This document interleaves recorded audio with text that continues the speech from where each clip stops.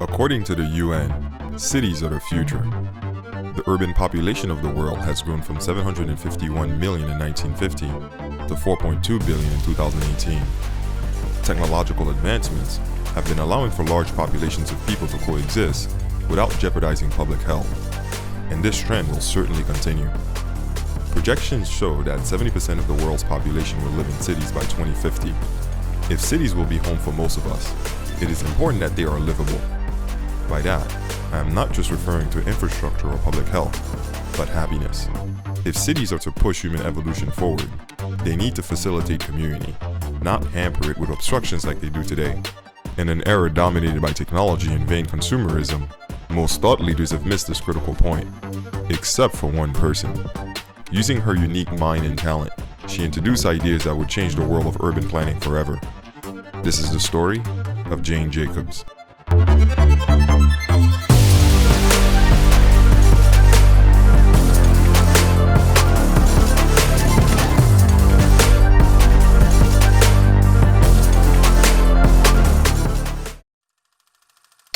Jane Jacobs was born Jane Isabel Butzner. She grew up in Scranton, Pennsylvania, a mining town 2.5 hours from New York. As a child, Jane was an indifferent student. She preferred to read books on her own rather than listen to her teacher. After graduating from Scranton High School, she chose not to go to college. Instead, she worked as an unpaid assistant to the editor of the women's page at the Scranton Times. After spending a year there, she moved to New York City with her sister Betty. The sisters initially lived in Brooklyn Heights, but they would later move to Greenwich Village after Jane landed a secretary job at a candy company. While living in Greenwich, Jane enjoyed wandering the city and investigating its various neighborhoods. She wrote on a wide range of topics covering what she saw, and sold articles to several publications such as Herald Tribune, Q Magazine, and Vogue. She also took courses at Columbia University's School of General Studies. She took courses in geology, zoology, law, and economics. She apparently had a pleasant time at Columbia, but did not obtain a 4-year degree when she felt her intellectual independence was being threatened. In her own words, she would say, "For the first time I liked school, and for the first time I made good marks. This was almost my undoing, because after I had garnered, statistically, a certain number of credits, I became the property of Barnard College at Columbia, and once I was the property of Barnard, I had to take, it seemed, what Barnard wanted me to take, not what I wanted to learn. Fortunately, my high school marks had been so bad that Barnard decided I could not belong to it, and I was therefore allowed to continue getting an education." After attending Columbia University, she became a featured writer for the Office of War Information, and then a reporter for America, a publication of the U.S. State Department. During her time there, she met Robert Hyde Jacobs, a Columbia-educated architect who was designing warplanes for Grumman. They married within a month and had a daughter and 2 sons. Jane was working for the State Department during the McCarthy era. This was the time when America was going through the Second Red Scare, a communist phobia that permeated the culture of Washington. She received a questionnaire about her political beliefs and loyalties. Jane Jacobs was anti-communist and had willfully left the Federal Workers Union due to his socialist sympathies. However, despite her disagreement with communist ideas, she felt uneasy about the approach the government was taking and delivered the following response to her superiors when questioned. "The other threat to the security of our tradition, I believe, lies at home. It is the current fear of radical ideas and of people who propound them.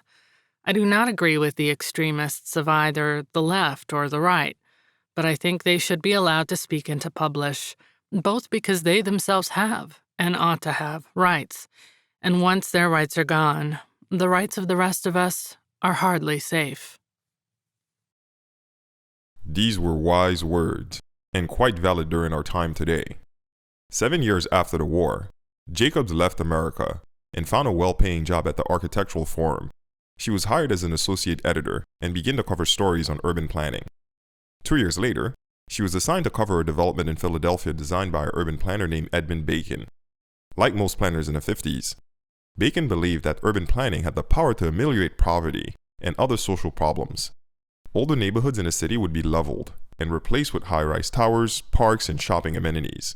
The process originally went by the name of slum clearance, but was later renamed to urban renewal. Today, it is now just called gentrification. When the director gave Jacobs the assignment of covering Edmund Bacon, he expected a positive report, but that's not what he got. Unimpressed is an understatement to Jane Jacobs' reaction. She described the occurrence as follows. First, he took me to a street where loads of people were hanging around on the street, on the stoops, having a good time of it, and he said, well, this is the street we're going to get rid of. That was the before street. Then he showed me the after street, all fixed up, and there was just one person on it, a bored little boy kicking a tire in the gutter. It was so grim that I would have been kicking a tire too.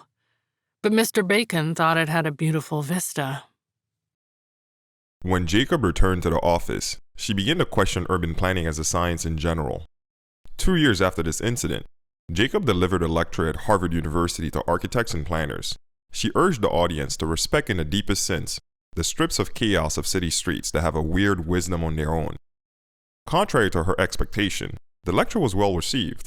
It got the attention of William H. White, who then invited Jacob to write for Fortune magazine. The resulting piece, Downtown is for People, appeared in the 1958 issue of Fortune. The Fortune article then brought Jane Jacobs to the attention of Chadburn Gilpatrick, associate director at the Rockefeller Foundation.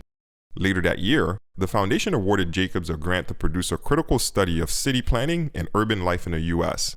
3 years later, in 1961, Jane Jacobs published The Death and Life of Great American Cities as a result of these studies, a book that would change the face of planning forever. A year after the book was published, Jane Jacobs got the chance to move from the realm of theory into practice. This came when her neighborhood Greenwich Village was threatened by a proposed Lower Manhattan Expressway, an inception of Robert Moses. Moses was an immensely powerful New York City planner, and his vision of Manhattan would pit directly against that of Jane Jacobs. The new road would eliminate Washington Square Park, Soho, and a chunk of Little Italy. After a fierce battle, Jane Jacobs won by finding support amongst conservatives who wanted to restrict the eminent domain powers of government. The final blow came when Mayor John Lindsay killed the plan altogether in 1969. Jane Jacobs would not come out of this battle unscratched, however.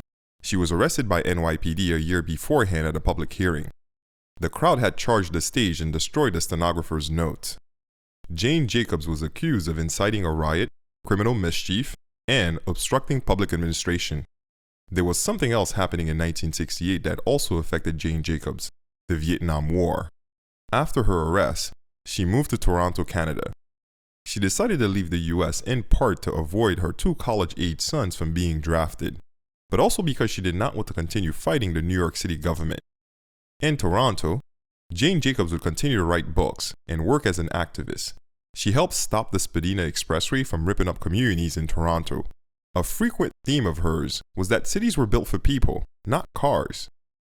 Before I end this episode, I'd like to briefly cover the ideas of Jane Jacobs. This author is extremely brilliant and had a profound impact on my life. I've read nearly all of her books, but for the sake of time, I will only cover the top 3.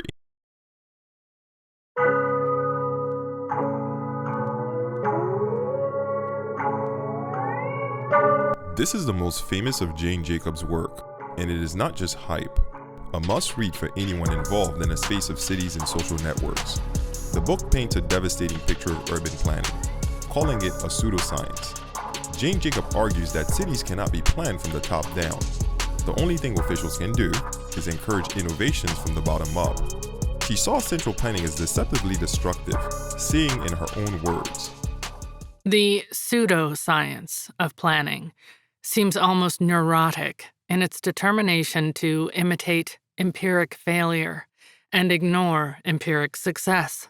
There is a quality even meaner than outright ugliness or disorder, and this meaner quality is the dishonest mask of pretended order, achieved by ignoring or suppressing the real order that is struggling to exist.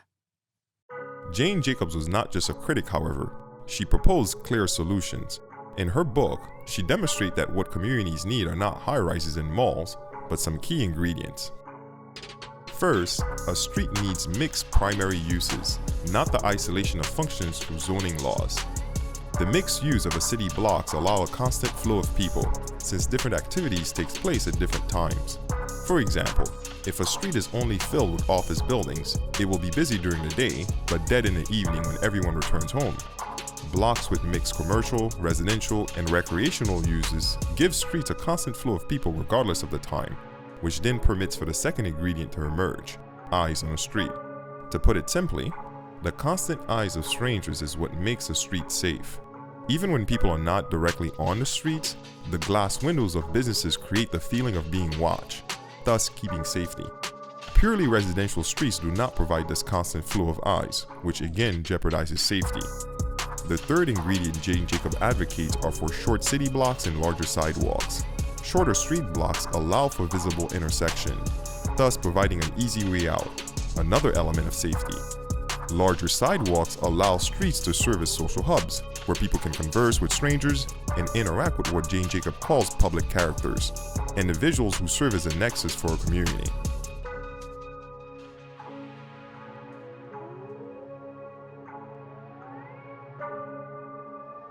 Most people believe that agriculture is what gave birth to cities. In this seminal work, Jane Jacobs argues that it is the other way around. Cities not only preceded agriculture, but created it. Just like nebulas are nurseries for new stars, in this work, Jane Jacobs argues that cities are nurseries for innovation. This is due to the fact that their dense populations allow people to rapidly share ideas. These ideas can promptly become technological innovations in a city because of their large pool of skills and infrastructure. Once an innovation is streamlined, it is then exported to rural areas, where it can be scaled because of cheaper land. Jane Jacobs also argues that explosive economic growth comes from the creation of new work, not the repeat work that most planned economies perform. This point is critical. While most economists see growth as just the selling and consuming of more goods, Jane Jacobs argues that growth comes from the creation of new work. She also talks of the importance of import replacement, the process where a city locally produces a good that was formerly imported. These two processes, new kinds of work and import replacement work, are what grows economies according to Jane Jacobs.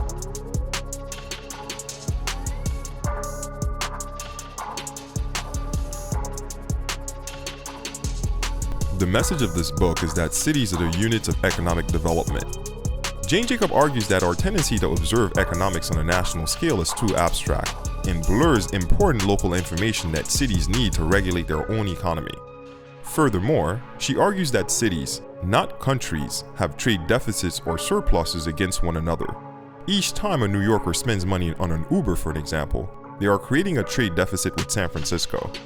A national currency and a consolidation of economic information blurs and impedes feedback mechanism local economies need to function. Jane Jacobs does not want a removal of national currency, but she wants local currencies to also exist so that cities can self-regulate. With cryptocurrency coming into play, Jane Jacobs' dream may become a future reality. As some of you may know, I am one of the two founders of Cityscape, a mobile app for people to find secret spots in the city and connect with others who's interested in the same locations as them. The biggest reason why I started this app was because, like many, I struggled to find my community. To me, cities always seem to lack a space for people to hang out. All they give us are malls, stores, and boring museums. It isn't until I read The Death and Life of Great American Cities that I realized that the problem was systemic. A few years later, my mentor Thomas McCade sent me his book collection. One of the books in there was The Economy of Cities. After reading this work, I realized that Jane Jacobs had a truly scientific mind. She may have lacked in formal education, but she used observation, experimentation, and reflection as her tool of learning, which is exactly what scientists do. She captured knowledge fresh from the pages of life and synthesized this learning for us through her writings. If Jane Jacobs had a single piece of advice to give, it would probably be to avoid top-down central planning. Let economies evolve from the bottom up, and from the seeming chaos will emerge a remarkable order. Humanity owes Jane Jacobs a great deal for her writings. I hope to be one of the individuals to put her intellectual contributions to good use. If I achieve something great in the future, just know that I stood on the shoulders of giants. And one of those giants was Jane Jacobs. See you next time.